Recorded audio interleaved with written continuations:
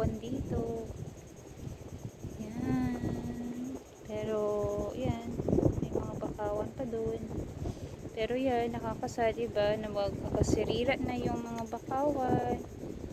Yan, putol-putol na. Pero ito ang tulong ng bakawan. O, sana, diba, ito yung natulong. O yung ano, sirang. Yung mo, hinuhold niya yung lupa. So, kaya talagang dapat i-preserve ang mga bakawan, mga alagaan. Malaking tulong siya. Tingnan mo yan, nasisira na siya. Yan, fishing. Sana marami pang mahuli. Marami pang ganitong isda na mahuli. Dalawa pala.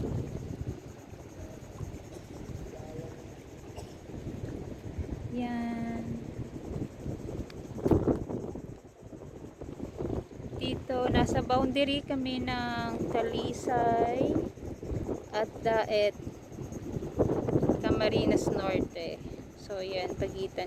Tubig Tabang at dagat. So, ito yung nagko-connect ng Tubig Tabang.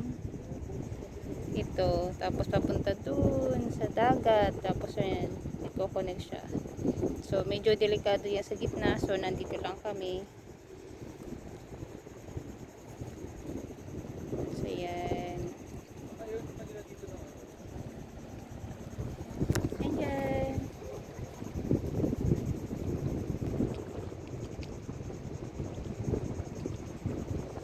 Hi guys! Fishing again! Sana marami pang makuha ang fish. So, yan. Dahil mainit, kaya dapat kompleto ang ano, mga kagamitan, protection sa init.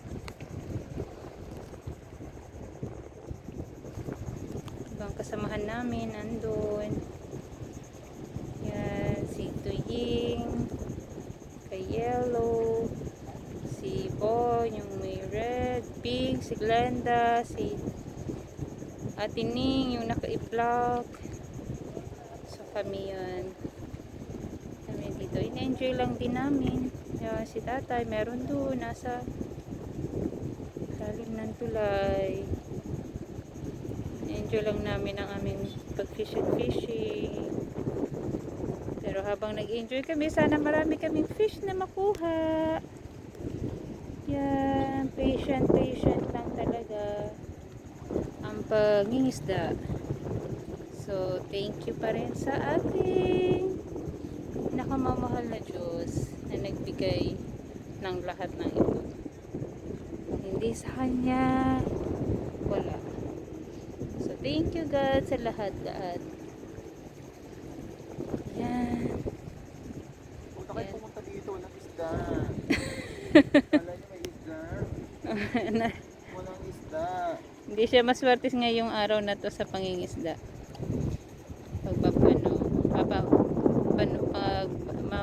Panwit ng isda, papamangwit. Yun.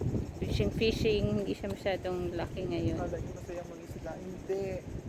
Wala pa siyang nahuhuli.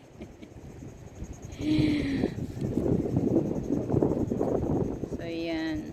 Pero just enjoy.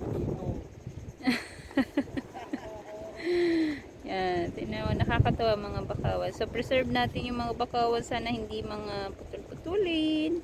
Talagang malaking tulong. Yan, may mga bakawan dito. Yan, tulad nito, nagkasira-sira na siya. Yan. So, malaking tulong siya para hindi siya masira ng ganyan na ano yan. Tingnan mo, yung hino-hold nila yung lupa. So, para hindi magkaroon ng erosion. So, yan. Patay ng mga bakawan dito. Pero hopefully meron pa yun. Meron pa naman natitira. Marami pa naman.